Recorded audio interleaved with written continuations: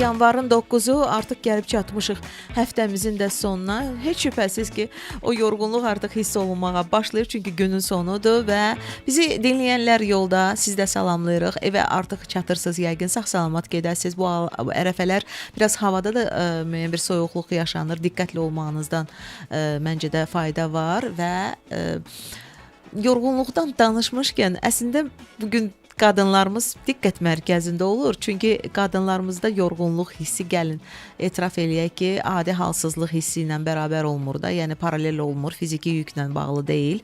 Burada bəzən müəyyən bir sağlamlıqla da bağlı hallar var ki, biz bugün o barədə danışmaq istəyirik. Endometrioz mövzusu sizə nə deyir əziz bizim qadınlarımız? Çünki deyirlər ki, hər 10 qadından biri endometriozdan əziyyət çəkir. Bu xəstəliyi məncə də biraz yaxından tanısaq daha yaxşı olar. Çünki bəzi qadınlarımız var ki, heç fərqində belə olmurlar ki, bu xəstəlik onda var, yoxsa yox. Yaxşı, bəs endometrioz nədir? Necə özünü göstərir? Səbəbləri nədir endometriozun? Çox ciddi bir xəstəlikdir, əslində qadın xəstəliyidir, yoxsa necə? Bu haqda danışmaq üçün təbii ki, bizim studiyamızda bugün Sağlam Həyatda ginekoloq olmalıydı və elə ona görə də Sevda xanım Mehdizadəni dəvət etdik bizimlə bərabər bu haqda danışmaq üçün. Xoş gəldiniz Sevda xanım. Təşəkkür edirəm, xoş gördük. Necəsiz? Axşamınız xeyir. Sevda xanım, yorğun deyilsiniz inşallah ki. Həftə sonu olduğu üçün biraz var təbii ki. Maraqlıdır, qadının yorğun olması deyirlər ki, onun sırf sağlamlığı ilə də bağlıdır. Bu və ya digər xəstəliklərlə də bağlıdır. Məsələn, biri deyir ki, zobdan qadın tez-tez özünü yorğun hiss eləyə bilər və yaxud başqa bir hormonal səbəblərdən. Endometriozun bu yorğunluğa nə əlaqəsi? İstəyirəm endometrioz nədir deyə bu sualla sizə müraciət edin və başlayım artıq beləcə proqramımıza. Buyurun. Uşaqlıq bildiyiniz kimi qadın genital üzvü olub, əzələli və armuda bənzər orqandır. Bu kiçik çanaqda yerləşir. Onun özünün deməli xaricdən perimetrium, orta qat miometrium və daxildən isə endometrium qatı ilə örtülmüşdür. Endometrium qatının özü də iki hissədən ibarətdir, bazal və funksional qatlardan. Bazal qat dəyişilməyən qatdır və alt hissədə yerləşir. Bunun üst hissəsində isə funksional qat yerləşir ki, hansı ki hər menstrual sikl dövründə hormonlara bağlı olaraq bu qat hər dəfə soyularaq tökülür. Endometrioz son dövrlərin geniş yayılmış xəstəliklərindən hesab olunur. Az öncə siz qeyd etdiyiniz kimi, hətta 10 qadından birində endometrioza rast gəlirik biz. Endometrioz endometrium qatının, yəni qoparaq hər hansı bir səbəbdən başqa bir üzvlərə yapışıb, orada böyüməsi, çoxalması və iltihaplaşması sonrası meydana çıxan xronik bir xəstəlikdir. Dinləyicilərimizdən də bu arada soruşa bilərik, çünki sualları olsa artıq göndərsinlər 055 93 490 93 WhatsApp nömrəmizə. Endometrioz haqqında nə bilmək istəyirlər, nələri və yaxud bilmək istəyirlər, Sevda xanım cavablandıracaq. Yaxşı, bəs səbəbləri nədir və necə yaranır? Endometriozun tam yaranma səbəbləri bəlli deyildir, lakin onun yaranması haqqında bir sıra nəzəriyyələr var, yəni teoriyalar vardır. Həmin nəzəriyyələrdən immun nəzəriyyə, hormonal nəzəriyyə, embriolojik nəzəriyyə, metaplastik nəzəriyyə və retrograd nəzəriyyələri vardır. Düzdür, bu nəzəriyyələrin heç biri öz elmi əsasını tapmamışdır. Ancaq belə deyilir ki, immun nəzəriyyə, yəni qadınların immun sistemi zəif olan bir qadınlarda yaranmış olur endometrioz xəstəliyi. Hormonal nəzəriyyədə, yəni hormonlara disbalansı fonunda yaranan bir xəstəlikdir. Metaplastik nəzəriyyəyə görə bu hüceyrələr periton hüceyrələrindən yaranır və sonradan endometrioz ocaqlarına çevrilmiş olur.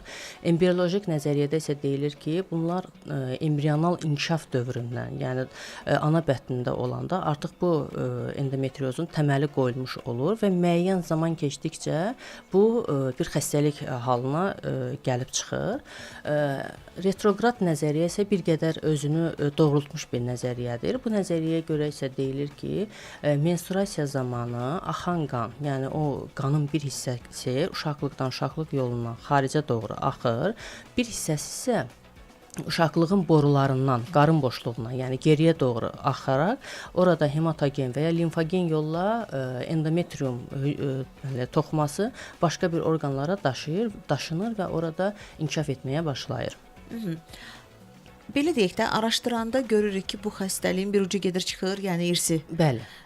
Yəni nəsildən nəsilə ötürülür. Mən belə başım irsi bir xarakteri də daşıyır. Başqa məsələn bu xəstəliyi necə bir qələmə verərdiniz endometriozu? Yəni çox ciddi bir xəstəlik, tam sağalmaq mümkündürmü? Hansı yolla mümkündür müalicəsi? Qısa bir məlumat verin. Çünki müalicəsinə biz toxunacağıq təbii ki. Əslində endometrioz dediyimiz zaman yəni yüngül bir xəstəlik kimi bunu biz qarşılayırıq. Ancaq əslində olan bu deyil. Endometrioz çox xronik xəstəlik olduğu üçün çox ağır gedişata malik olur. Belə ki, bu həm yumurtalıqları zədələyir, eyni zamanda boruları, uşaqlığın özünü, hətta qonşu orqanları belə zədələmiş olur. Buna bağırsaqlardır, sidik hissəsidir, hətta ağciyərlər, beyinə qədər, yəni öz deməli zərərini vurmuş olur. Aha. Bir də mən verilişin əvvəlində söylədim ki, bir çox qadının bundan heç xəbəri də olmur. Bəli. Yəni təbii ki, siz indi simptomları sadalasaz və bir də bizə izah eləsəz necə olur ki, ümumiyyətlə simptomsuz ötüşür. Bizim məlumatımız olacaq bu xəstəlik haqqında və biraz da nəzarətə alacağıq. İstəyirəm ki, simptomlardan danışasınız. Endometriozun əsas əlamətləri əslində o yerləşmə yerinə görə dəyişir. Yəni fərqli orqanlar üzərində inkişaf etdiyi üçün onun verdiyi şikayətlər də fərqli ola bilər. Amma əsas şikayətləri olur deməli dismenorreya, yəni ağrılı aybaşının olması, disparoni, cinsi əlaqənin ağrılı olması və sonsuzluq. Əsas 3 şikayət olur. Ciddi, mən deyərdim ki, səbəblər də əslində yox. Bəli. Ciddi simptomlardır bunlar. Ağrı. Dediyim kimi ilk öncə baxdıqda, yəni adını eşitdikdə, yəni yüngül bir şey kimi nəzərə keçirir.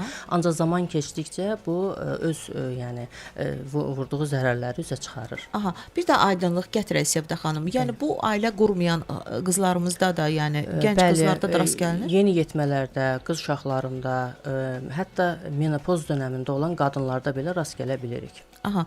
İndi bəzən gənc xanımlar var ki, bu dövrü biraz ağrılı, yəni keçirir də. İndi hər biri də işarədir endometrioza, yoxsa hər ağrılı menstruasiya endometrioz demək deyildir. Bunun üçün təbii ki, müayinələrdən keçirmək lazımdır. Ya gənc qadındırmı, ya ailəlidir, fərqi yoxdur. Mütləq biz öz həm xəstənin şikayətlərini dinləyirik, təbii ki, doğru anamnez toplamalıyıq.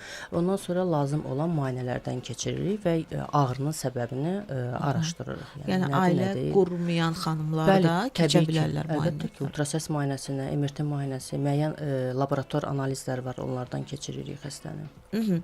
Bildiyim qədərilə endometriozun da özünün bir neçə forması var. Tək formada deyil. Bəli, endometrioz özü həm deməli xarici orqanları zədələdiyi üçün buna ekstragenital endometrioz deyirik. Bir də daxili, yəni genital olaraq genital üzvləri zədələdiyi üçün buna genital endometrioz deyirik. Genital endometriozun özü də bölünür 2 yerə.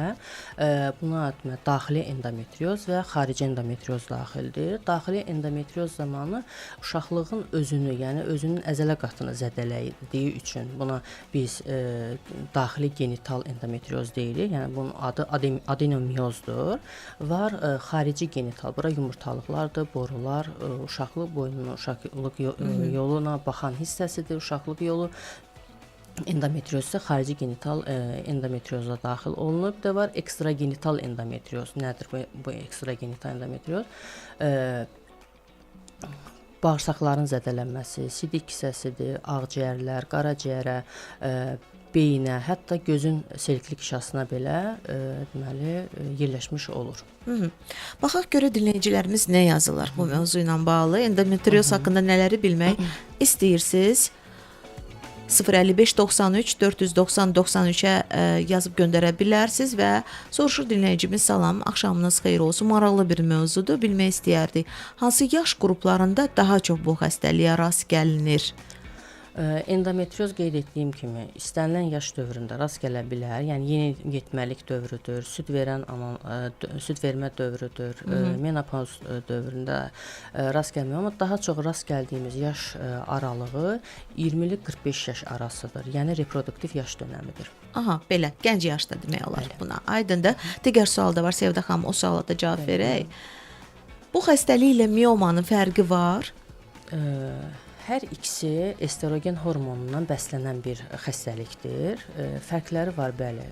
Endometriumun deməli bir qatının başqa bir üzvə yapışmasından yaranan xronik xəstəlik endometriozdur.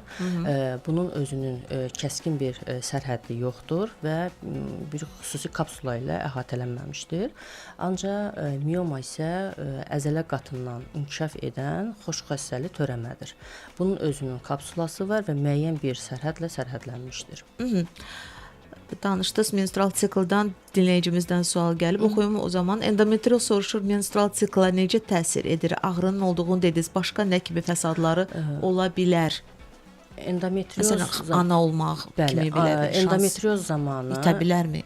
Əsas əlamətlər dismenoreya, yəni ağıl aybaşının olmasıdır. Bir də bu aybaşı siklinin uzanmasıdır. Yəni gür qanamaların olması, aybaşılar arasındakı məsafənin, yəni gün sayının qısalmasıdır. Yəni məsələn bəzən elə olur ki, endometriozlu xəstələr gəlirlər və deyirlər ki, bir ayda 2 dəfə mən menstruasiya oldum və heç təmizə çıxa bilmirəm. Bunlarda belə bir şey də olur ki, yəni aybaşıdan öncə və aybaşıdan sonra qəhvəyi rəngli ləkələnmələri olur. Yəni heç bir şəkildə bunlar təmizə çıxa bilmirlər, belə deyim. Sevda xanım, ən ağır forması endometriozun hansıdır? Endometriozun ən ağır və ən təhlükəli, riskli forması hesab olunur dərin endometrial, dərin infiltrativ endometrioz. Bu zaman bütün çanaq üzvləri demək olar ki, zədələnmiş olur. Douglas boşluğudur, sidik hissəsidir, sidik axarları, bağırsaqların aşağı şöbəsi demək olar ki, tamamilə tutulur. Uşaqlıqdır, borulardır, yumurtalıq, hətta hər iki yumurtalıq belə yəni prosesə cəlb olunur. Ən ağırı bu imiş. Bəli. Bir də biz əgər götürəndə risklisini elə budur. Riskli, bəli. Ən risklisi də, ən təhlükəlisi də hesab olunur dərin deməli infiltrativ endometrioz. Bu hər hansı bir medikamentoz müalicə ilə düzələn bir şeydir, yoxsa cərrahi müdaxilə lazım olur? Əslində endometriozun tam sağalması deyə bir şey yoxdur. Yəni müvəqqəti olaraq burada şikayətlərin azalmasın, yəni xəstənin ümumi həyat keyfiyyətini yaxşılaşdıra bilirik. Bununla da yəni medikamentoz öncə müalicədən başlayırıq. Yəni konservativ müalicə belə deyim, dərmanlar burada istifadə edirik. Qeyri-steroid iltihab əleyhinə preparatlardan fərqi yoxdur. Bunu inyeksiya şəklində də ola bilər, tabletka şəklində, rektal şamlar şəklində də veririk xəstələrə. Koklardan istifadə edirik, yəni oral kontraseptivlərdən, hansı ki bunların tərkibində həm estrogen hormonu var və deməli progesteron hormonu vardır. İstifadə olunur progestin tərkibli preparatlardan, hətta bura Mirena spiral da deməli daxildir. Əgər bunlar medikamentoz üsulla hər hansı bir nəticə ala bilmiriksə, xəstənin ümumi əhval-ruhiyyəsində, həyat keyfiyyətində bir yüksəlmə yoxdursa, təbii ki, və bir də xəstənin burada yaşı önəmlidir və xəstənin ana olma istəyi varmı, yoxmudur? Çünki burada yanaşma tamam fərqli olur. Müalicə prinsipdə, yəni cərrahiyyədə. Yəni deyirsiniz ki, müalicədən sonra risk ola bilər, ana ola bilməz qadın o baxımdan? Əgər xəstə, məsəl üçün endometriomalı bir xəstədir, yəni yumurtalığında deyək bunun zədələnmə vardır, endometrial kist vardır. Bu xəstə əgər hər iki yumurtalığını tutubsa və kistin ölçüsü 4 sm-in üstündədirsə və xəstənin ana olma istəyi yoxdursa, bu zaman yanaşma tamam fərqli olur. Yəni biz burada yəni yumurtalıqlardan kisti çıxarılmasına etiraz etmirik. Yox, əgər eyni şikayətlər ana olma istəyi olan bir qadında varsa, o zaman yanaşma tamam fərqli olur. Çünki burada bilindiyi kimi, məsələn, təsəvvür edin ki, bir çürük meyvədir və meyvəni çürükdən təmizləmək istəyirik. Bu zaman mütləq ki, meyvənin sağlam tərəfindən də bir qədər götürülməlidir. Endometriumada elədir. Bunun təmizləyən zaman mütləq yumurtalığın sağlam toxumasından da götürülür. Yumurtalığın sağlam toxumasından götürülmək isə bunun rezervinin tükənməsi deməkdir və ana olması biraz şübhə altına düşür. Yəni riskdir. Ona görə Anladım də belə sizi. xəstələri daha çox süni mayalanmaya yönləndirilir. Aha. Bu barədə danışacağıq çünki maraqlı bir mövzudur. Əslində qadın sağlamlığından danışanda deyərdim ki, çox da danışılmır bu mövzu ilə bağlı. Endometrioz haqqında deyim ayrıca bir mövzu işləyirik. Yox. Hansısa bir xəstəlikdə bu haqqda xatırlatma edirik. Endometrioz bu xəstəliyin yaranmasına səbəb ola bilər və yaxud bu faktorlar endometriozdan ola bilər. Bunu bir işlədirik, bir termin olaraq, bir xəstəliyin adı olaraq işlədirik hansısa ayrı mövzularda. Amma sırf olaraq bu mövzu haqqında bu gün danışırıq sağlam həyatda. Demək ki, çox da vacib bir mövzulardan biridir ki, bu gün toxunuruq Sevda xanımla bərabər. Ginekoloqumuz söhbəti davam etdirəcək. Sevda xanım Mehdizadə qısa reklam arasından sonra elə qaldığımız yerdə dayanırıq, istirahət edirik. Siz də suallarınızı göndərin, səsləndirəcəyik 055 93 490 93-də. Nəyi bilmək istəyirsiniz endometriozla bağlı? Nə kimi məsələn ağırlaşmalar və yaxud fəsadlar ola bilər? Bu hər birimizi maraqlandıra bilər. Odur ki, gözləyirəm suallarınızı. Qısa bir fasiləyə ayrılırıq. Bugün sağlam həyatda qadın sağlamlığından danışırıq. Endometrioz mövzusu ilə bağlı suallarınızı gözləyirəm. 055 93 490 93-də və deyirlər ki, düzgün müalicə ilə əgər bu xəstəliyə erkən müdaxilə olunarsa, tam olaraq yəni yaxşılaşma əldə etmək mümkündür. Qadınlarımız, sizdən suallar gəlsin, mən də səsləndirim. Bugün suallarımızı ginekoloqumuz Sevda xanım Mehdizadə cavablandırır. Sevda xanım, adenomyoz deyilən bir xəstəlik də var imiş. İstəyirəm ki, o necə bir xəstəlikdir, onu deyəsiniz və bir də endometriozla adenomyoz arasında bir fərq də varmı, bir əlaqə varmı, yoxsa eyni xəstəlikdir bunlarda? Adenomyozla endometrioz eyni xəstəlik deyildir. Adenomyoz endometriozun bir formasıdır. Bildiyimiz kimi, yəni az öncə qeyd etmişdim ki, endometrioz uşaqlığın özünü də zədələyir. Yəni bunun əzələ qatına düşərək orada xəstəliyin yaranmasına səbəb olarsa, bu adenomyoz adlanır. Adenomyoz zamanı uşaqlığın öz ölçüsü təxminən 2-3 dəfəyə qədər böyümüş olur və əsas demək olar ki, ginekoloji xəstəliklər arasında 3-cü yer tutur öz yayılmasına görə. Əsas şikayətlər nə olur xəstələrdə? Ağrılı menstrual sikl, cinsi əlaqənin ağrılı olması, aybaşı öncəsi və sonrası qəhvəyə ləkələnmələr və aybaşıda gur qanamalar və sonrakı dönəmlərdə isə sonsuzluq. Əsas adenomyozun şikayətləridir. Müayinəsində nəyə üstünlük veririk? Xəstənin təbii ki, ilk öncə düzgün toplanmış anamnez xəstəlik haqqında ilkin artıq bir fikir formalaşdırır həkimdə. Təbii ki, diqqətlə xəstəni dinləyərsənsə. İkinci instrumental müayinə üsullarından istifadə olunur. Ultrasəs müayinəsi və MRT. Və laborator müayinələrdən isə istifadə edilir. Burada qan ümumi analizinə baxırıq. Əgər burada qanın hemoqlobinin miqdarında azalma varsa, artıq bu da bizdə bir fikir formalaşdırır. Yəni adenomyozun olması barədə. Ciddi siqnal, yəni yarada bilər. Yaxşı, endometrioma nədir? Endometrioma isə endometriozun yumurtalıq formasıdır. Bu hər iki yumurtalıqda da ola bilər, yəni bir tərəfli də ola bilər, iki tərəfli də ola bilər. Daha çox reproduktiv yaş dövründə olan qadınlarda daha çox rast gəlinir buna. Ölçüsü yumurtalığın bu deməli səthinə doğru endometrioid toxuma yapışır və yumurtalıqda bir kist formalaşdırır. Daima, yəni menstrual sikl zamanı necə ki endometrium qatı soyulur, qanayır, eyni zamanda bu kistin içərisində də eyni proseslər baş verir. Hər dəfə qanadıqca qan orada toplanır və öz rəngini dəyişərək bir qədər tündləşir. Buna görə də çox zaman endometrioid kistaya endometrioma və yaxud da ki şokolad kistası da deyilir. Yəni bunun möhtəviyyatının tündləşməsi ilə əlaqədar olaraq. Dinləyicimizdən sizə sual gəlib, soruşur ki, endometriozun ən çox yayılmış ekstragenital formasındakı şikayətlər bəs necə olur? İstəyərdim deyəsiniz, endometrioz zamanı əsas şikayətlər nə olur? Endometriozda şikayətlər deməli ağrılı aybaşıdır, ağrılı cinsi birlikdəliyin olması, sonsuzluq.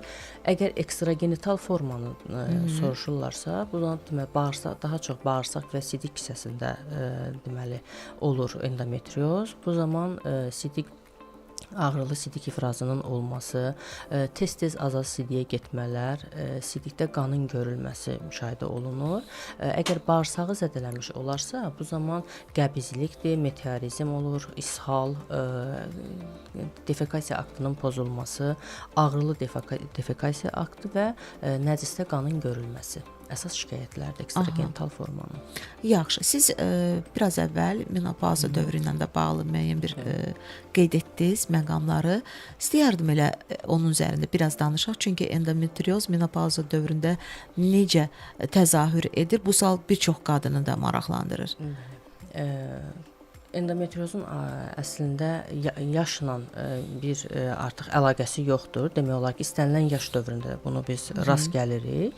Menopoz dövründə sadəcə olaraq burada bunu qidalandıran, bunu bəsləyən, qıcıqlandıran hormon olan estrogen azaldığı üçün menopoz dövründə bu xəstəliyin şikayətləri bir qədər azalmış olur, bir qədər sönmüş olur, belə deyim. Ancaq bir hormon müalicəsi alan qadın, məsələn, süd vəzi xərçəngidir və buna qarşı müalicə götürürsə, bu zaman təbii ki, estrogen tərkibli dərmanlar qəbul edirlər belə xəstələr və bu menopoz dövründə olan endometrioid ocağı qıcıqlandırmış ola bilər. Yəni şikayətlər artıq menopoz dövründə də görə bilərik belə bir vəziyyətdə. Aha. Dinləyicilərimizdən sizə digər suallar da gəlib. 055 93 490 93-də gözləyirəm suallarınızı. Soruşur dinləyicimiz, endometrioz xəstəliyi olan qadınlar əsasən nəyə diqqət etməlidirlər? Bunlar həm pəhrizini gözləməlidir belə qadınlar, çəkilərinə diqqət etməlidirlər. Çünki nə qədər çox çəki alarlarsa, nə qədər çox pik qatı, belə deyim, bir o qədər çox estrogen və bir o qədər xəstəliyin şiddətlənməsi deməkdir. Ümumi olaraq qidalarında fikir verməlidirlər. Daha çox meyvə, tərəvəz, çərəzlər, belə deyim, balıq ətinə daha çox üstünlük verilməlidir və deməli daha çox isə dəniz, yəni su təbəqəsinə daha çox yaxın yerləşən, belə deyim, yaşayan balıqlar öz menyularında üstünlük təşkil etməlidir. Aha, deməli xüsusi menyu lazımdır belə şəxslərə. Yaxşı. Araşdırılıb bu. Ağır xəstəliyə necə Sevda xanım? Keçməyə bir ehtimalı varmı bu xəstəliyin? Endometriomanı yəqin ki soruşursunuz. Təbii. Endometrioma hər zaman çevrilmir, amma çevrilmə ehtimalı olan bir kistdir, belə deyim. Amma xoş xassəlidir də? Yoxsa xoş xassəli gedişə malikdir, amma çevrilmə payı vardır. Burada 0,5 1% xəstələrdə keçə bilir. Yəni ona görə endometrioması olan qadınlar məsuliyyətsiz yanaşmamalıdırlar öz sağlamlıqlarına. Yəni bir kist deyib keçməməlidirlər təbii ki. Həkimə vaxtında müraciət olunmalıdır və bu kist araşdırılmalıdır ki, həqiqətən də endometriomadırmı yoxsa bədxassəli şişdirmi? Çünki endometrioma zamanı da qanda xüsusi yumurtalıq onkomarkeri biz deyirik, CA125. Bunun miqdarı həm xərçəng zamanı qalxır, həm endometrioma zamanı qalxır. Buna görə də bunun ətraflı xəstə müayinə olunmalıdır. Lazım gələrsə həmin kist çıxarılaraq patoloji incələnməyə göndərilməlidir. Deməli, öyrəndik ki, yeniyetməlik dövründə də rast gəlinə bilər, biraz irəli dəqiqələr, yaşlarda da rast gəlinə bilər. Ondan sonra hamilə xanımlarda da rast gəlinə bilər. Yeri gəlmişkən hamiləlikdə bir də məsələn süd verən ərəfədə də laktasiya dövrü deyirik. O dövrdə necə özünü göstərir? Yəni meydana gəlmə ehtimalı o dövrdə mümkündürmü? Meydana gəlmir, amma varsa həmin xəstələrdə, yəni laktasiya dövründə və yaxud da ki süd vermə dövrü belə deyim, bu dövrdə müəyyən hormonlar var ki, o hormonlar estrogeni baskılayır. Yəni prolaktin hormonu, yəni süd ifraz edən hormondur, yəni südün yaranmasında iştirak edən bir hormondur. Bu süd vermə dönəmi daha aktiv olur və bu dövrdə estrogen hormonu, yəni hansı ki endometriozu qıcıqlandırır, onun inkişafı üçün şərait yaradır, bu hormonu baskılayır və bu dövrdə də müəyyən qədər şikayətlər azalmış olur. Amma o süd vermə dövrü bitərsə, yenidən yəni eyni şikayətlər xəstəni narahat edir. Aha, bir də Sevda xanım, yəqin siz də razılaşarsınız ki, hər qadında bu olmur da. Yəni kimdəsə immun sistemində müəyyən bir zəifləmə olarsa və yaxud immunitet düşərsə, o zaman çıxar da ortaya bu xəstəlik. Razısınız bu fikirlə? Yəni bilmək istəyərdim ki, ümumiyyətlə endometriozun özü immun sisteminə necə təsir edir? Əslində endometrioz haqqında nəzəriyyələrdən biri də immun nəzəriyyədir. Yəni bu nəzəriyyəyə görə belə düşünürlər ki, hər bir qadında var, ancaq immun sistemi aşağı düşən qadınlarda bu xəstəlik daha qabarıq özünü göstərməyə başlayır. Ümumiyyətlə son zamanlar bu endometriozu autoimmun xəstəlik kimi görməyə başlayıblar. Yəni endometrial qatın tərkibində olan bir toxumadır. Bu yəni uşaqlığın içərisində olan zaman, yəni heç bir xəstəlik, heç bir əlamət olmur. Ancaq bu uşaqlıqdan kənara düşdükdə isə özünü xəstəlik kimi göstərməyə çalışır. Yəni bu zaman həqiqətən də bir doğruluq payı olduğunu görürsən, autoimmun xəstəlik kimi görülməsində, bu başqa bir üzvə düşdükcə həmin toxuma, orqanizm bunu yad bir toxuma kimi qəbul edir və buna belə deyim, hücum edərək burada artıq onu məhv etməyə çalışır. Və bu nəticədə də iltihabın yaranmasına və xəstəliyin şəklində özünü göstərməsinə səbəb olur. Təbii ki. Xəstəlik demişkən yoluxucudur mu? Bir dinləyicimizdən gəlib bu sual. Endometrioz yoluxucudur mu? Bax belə yazıb. Yoluxucu deyil, xeyr. Tək qadınlarda olduğu üçün bu xəstəlik, yəni bunun cinsi yolla keçmə ehtimalı da yoxdur. Həmçinin hava-damcı yolu, kontakt, təmas və hematogen, yəni qan vasitəsilə belə keçmə ehtimalı yoxdur. Belə. İndi qısa bir məlumat çarxımız var, necə deyərlər. O da təbii ki, sağlamlığımızla bağlıdır. Bol-bol bilirsiniz ki, ara-sıra biz məlumatlar səsləndiririk və çalışırıq ki, insanlar maariflənsinlər, tibbi məlumatları belə deyək də öyrənsinlər bizdən, bizim efirimizdən və yaxud da ki, səhər efirə gedən Sağlam Səhər proqramından və məqsədimiz də budur ki, insanlar yanlış fikirlərdən uzaq olsunlar, doğru məlumatları bizdən öyrənsinlər. Elə indi sizə paylaşacağımız məlumatlar da tibbi mənbələrə əsaslanır. Gəlin bərabər şəkildə dinləyək. Mənim üçün də maraqlıdır. Görək bu dəfə hansı məlumatlar yer alır çarxımızda. Bir daha axşamınız xeyirli olsun. Sizinlə Samirədir və hər bir ailənin bilirsiniz, hər bir cəmiyyətin təməlində qadın sağlamlığı dayanır. Qadın özünü yaxşı hiss edəndə ailə də yaxşı olur, həyat da yaxşı olur. Yəni qadın sağlamlığından bəzən belə deyək də şübhə yaradan məqamlar da var. Hansı ki biz bugün söz açmışıq ondan, endometriozdan. Məhz kifayət eləyir ki, endometrioz olsun qadının sağlamlığında, demək olar ki, çox dəyişikliklər baş versin. Hətta şübhələr ona qədər gedir, çıxır ki, qadının ana olmaq şansı belə şübhə altına alına bilir.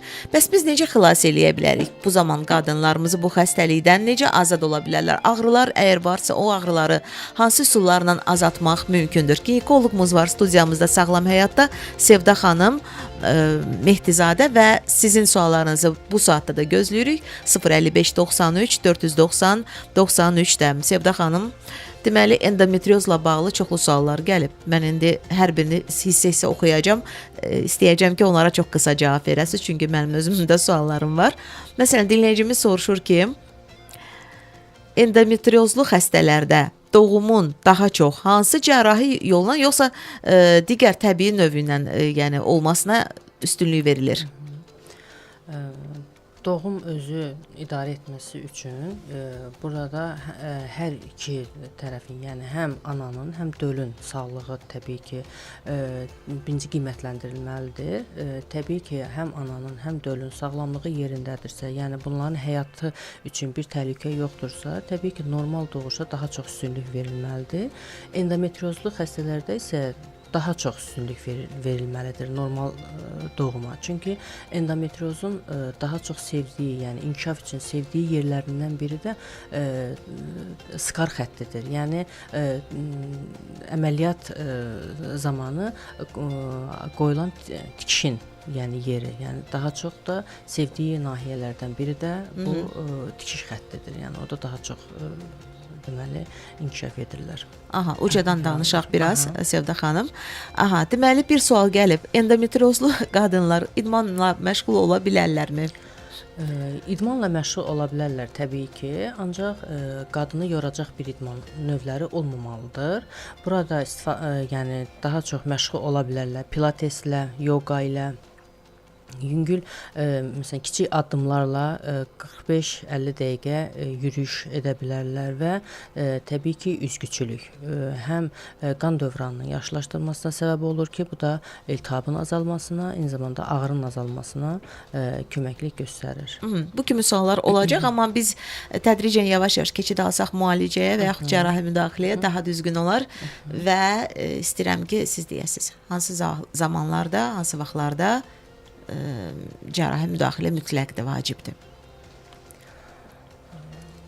Əgər medikamentoz müalicə, yəni konservativ müalicə xəstəyə heç bir effekt vermirsə, o zaman məcburən cərrahi müdaxiləyə baş vurulur. Bu zaman həm xəstənin yaşı önəmlidir, həm xəstənin ümumi şikayətləri, yəni xəstəni daha çox nə narahat edir, o önəmlidir və xəstənin təbii ki hamiləlik planlayırmı? Bunlara görə təbii ki yanaşma tamam fərqli olur. Əgər şikayətlər xəstənin günlük iş həyatına, onun ümumi əhval-ruhiyyəsinə ciddi şəkildə təsir edirsə, o zaman təbii ki cərrahi müdaxiləni tezləşdirirlər. Bu zaman endometrioz üçün müalicəsində həm diaqnostikasında qızıl standart olan laparoskopik üsula üstünlük verilən laparoskopiyadır. Bu zaman həm xəstəliyin aşkarlanması üçün, yəni diaqnostika məqsədi ilə istifadə edirlər. Bu kameralı girişim vardır ki, bu qarın boşluğu, çanaq boşluğu kamera nəzarəti altında deməli baxılır. Əgər hansı hissələrdəki ocaqlar var, onlar yandırılır, təbii ki çıxarılması mümkündürsə çıxarılır və buranın endometriozun yaratmış olduğu ki fəsadlar, bitişmələr də deyirik biz, yəni belə onlar açılır. Bir halda ki diaqnostik üsullardan başlayırsınızsa danışmağa, bəlkə davam etdirək. Əsasən hansı məsələn müayinə üsulları sizin köməyinizə gəlir? Endometriozda daha çox diaqnostika istifadə olunur. Ultrasəs müayinəsindən, MRT, maqnit rezonans tomoqrafiya müayinəsindən istifadə olunur. Bildiyimiz kimi, yəni endometrioz tək uşaqlıq və yumurtalığı zədələmədiyi üçün, yəni burada sidik hissəsində zədələdiyi üçün histeroskopiyadan istifadə olunur. Uşaqlığın daxilinin reviziyası məqsədi ilə istifadə olunan histeroskopik müayinəsi olunan və bağırsaqlarda da fəsadlar törətdiyi üçün deməli istifadə olunur kolonoskopiyadan. Bir də laborator deməli müayinədən daha çox endometriomada istifadə edirik biz bunu. Onkomarker C125 mütləq istifadə olunmalıdır. Dinləyicimizdən sizə sual gəlib. Salam, axşamınız xeyirli olsun. Sevda xanıma salamlayıram. 1544 yazır. Bilmək istəyərdik ki, endometrioz dərman müalicəsi ilə tam sağala bilərmi? Endometriozun dərman müalicəsi ilə sağalması mümkün deyildir. Sadəcə olaraq burada dediyim kimi xəstənin ancaq həyat keyfiyyətini müəyyən qədər yaxşılaşdırmaq və müəyyən qədər şikayətləri azaltmaq olar. Tam müalicəsi mümkün deyil. Tam müalicəsi, yəni mümkün deyil deyirsiniz. Ağrılar əsas olaraq dayandırılır, məqsəd odur. Simptomları aradan götürmək. Məsələn, ağrıdır, sonsuzluq varsa onun müalicəsini aparmaq olar. Bu şəkildə. Risk qrupuna kimlərə aiddir məsələn və yaxud da risk faktorları nədir? Mən bilmək istəyirəm ki, ümumiyyətlə bu xəstəlik niyə artır? Niyə məsələn yayılır? Endometrioz özü irsi xəstəlikdir. Yəni daha çox ana qol üzərindən götürülür bu. Aha. Əgər ananın anasında, ananın bacılarında, ananın özündə varsa, bu yeni doğulmuş bir qız uşağı üçün endometrioz xəstəliyinə tutulacağı bir mənalıdır. Yəni Anlamına gəlir. mütləqdir, bəli. Demək əsas burada genetika, yəni genetikada varsa bu əsas risk faktorlarından biridir. Erkən menarxiya yaşı, yəni erkən aybaşı görən qızlar, erkən yaşda görənlər, gec menopoza girən qadınlar, aybaşıları çox gür qanama ilə olan qadınlar və bədən kütlə indeksi aşağı olan qadınlar risk qrupundadır. Arıq qadınlarda, yəni belə başqa sözlə desək, yaxşı. Dinləyicimiz də bayaq yazmışdı. Dərman müalicəsi ilə bunu sağaltmağı mümkündür. Bir də cərrahi müalicə. Başqa üsulla da soruşur ki, hətta belə şikayətləri azaltmaq mümkündürmü? Bilmədim nəyi nəzərdə tutdu. Bəlkə Türkiyə çarə üsulları nəzərdə tutdu. Şikayətlərin azaldılması mümkündür. Məsələn, akupunktura istifadəsi, iynə batırma. Bəli, iynə batırma ilə, meditasiyanın özü məsələn ağrıların azaldılmasına səbəb olur. Yoga ilə məşğul olanlarda məsələn ağrı bir qədər digər qadınlara nisbətən az olur və fizioterapevtik müalicə üsullarından istifadə olunur. Burada həm iltihabın azaldılması məqsədi ilə, həm ağrının azaldılması məqsədi ilə, həm də yaranmış biçmə xəstəliyi dediyimiz biçmə xəstəliyi müalicəsi məqsədi ilə istifadə olunur fizioterapevtik üsullardan. Bu sual yenə də gəldi. Fəsadı nə ola bilər? Endometrioz müalicə olunmazsa 3142 soruşur bunu. Əgər müalicə olunmazsa, təbii ki, son olaraq, yəni bu boruların ciddi şəkildə zərər görməsinə səbəb olur. Yəni həm peristaltikasının pozulmasına, həm keçiriciliyinin pozulmasına, uşaqlıq daxilində sinxiyaların yaranmasına, yumurtalığın özündə rezervin tükənməsinə gətirib çıxarır və təbii ki, başqa bir üzvlərdə, yəni bağırsaqda, sidik kisəsində də olarsa, bu deməli bitişmələrin, yəni yapışma xəstəliyinin yaranmasına gətirib çıxarır. Gəlirik digər məsələyə. Qoruyucu üsullardan istifadə edən xanımlarımız var. Buna spirallar da deyirlər, hormonal spirallar və nə dərəcədə ümumiyyətlə müalicədə onlar effekt verir? Verirsə, çox da güvənmək doğrudan da lazımdırmı? Etibar etmək lazımdırmı bu spirallara? Necə düşünürsünüz bir ginekoloq kimi? Sadə spirallar, yəni qorunma məqsədi ilə istifadə olunan spirallar deyil, ancaq tərkibində bu başqa spirallardır. Bu tərkibində progestin olan, yəni levonorgestrel olan hormon var. Mirena spiralları deyirik buna. Bu spiralların qoyulması təbii ki, müalicəvi effekt verir. Çünki bunun içərisində progesteron olduğu üçün burada olan endometrioz ocaqlarının aktivləşməsinin qarşısını alır və onların fəaliyyətini söndürür, belə deyək. Müsbət effekt verir. Verir, yəni faydası var demək istəyirsiniz. Aydındır. Endometrioz xəstəliyində ağrı menstruasiya xaricində də olurmu? Bəli, endometrioz xronik xəstəlik olduğu üçün, yəni dinləyicimizin sualıdır bu. Sikl ilə əlaqəli olmaya da bilər. Yəni xroniki çanaq ağrılarından belə xəstələr əziyyət çəkirlər. Bir sual da var Sevda xanım. Endometriozlu xəstələrdə uşaqlıq və yumurtalığın əgər əməliyyatla xaric edilibsə, ağrı qalır? Bəli, yəni heç bir yəni məntiqi bir şey daşımır o, yəni uşaqlıq və yumurtalığın çıxarılması. Çünki xəstəlik tək uşaqlıq və yumurtalığı zədələmir burada. Endometrioz tək əgər uşaqlıq və yumurtalıqlarda olarsa, o zaman bir müsbət effekt almaq olar. Ancaq əgər bu bağırsaqdadırsa, yəni uşaqlıq və yumurtalığın çıxartmasının bir anlamı qalmır. Yəqin ki, bu xanımda uşaqlıq çıxarılıb deyə soruşur ki, ağrı davam edəcəkmi, ağrı şikayəti olacaqmı, yoxsa itəcək, ona görə dediniz ki, davam edə bilər. Heç bir, yəni bəli. Aydındır. Ən ağır forması endometriozun artıq siz söyləyib Sevda xanım və bir də ən dərin endometrioz hansıdır, onu da deyə bilərsiniz. Dərin risklisini dediniz, ağrını dediniz, dərini də deyin. Dərin infiltrativ endometrioz bura deməli həm bağırsaqların zədələnməsi olur, eyni zamanda sidik kisəsinin, sidik yollarının və yumurtalıqların, uşaqlığın, çanaq boşluğu, Douglas boşluğu, hətta peritonun belə zədələnməsi olur. Yəni dərin infiltrativ endometriozda. Aha. Şikayətlər isə daim hipogastrik ağrıların olması, çanaq ağrılarıdır bunlarda.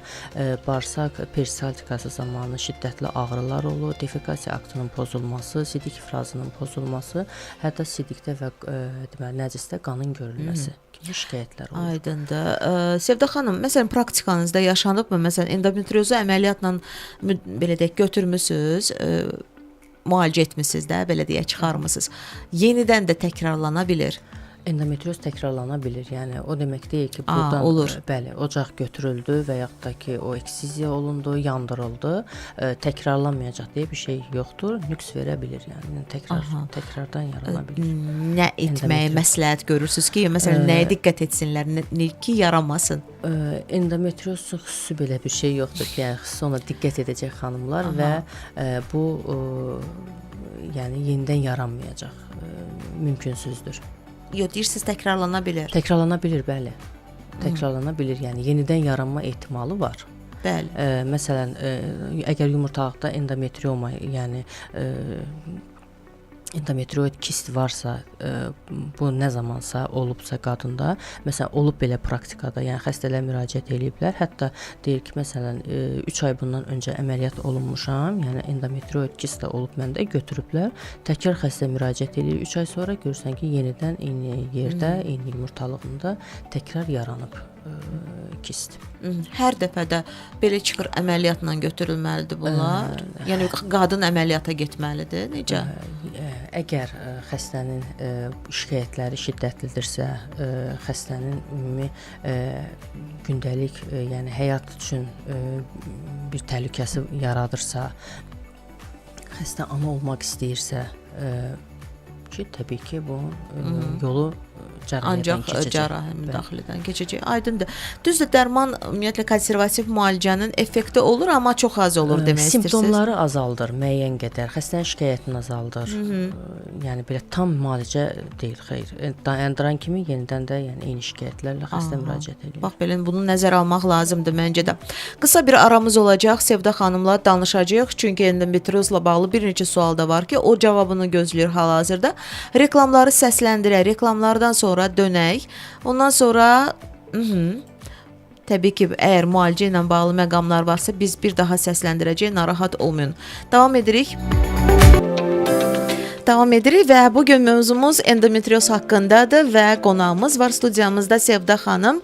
Endometrioz haqqında məlumat verir həkim ginekoloqumuz Sevda Mehdizadə. Bir neçə sual var Sevda xanım.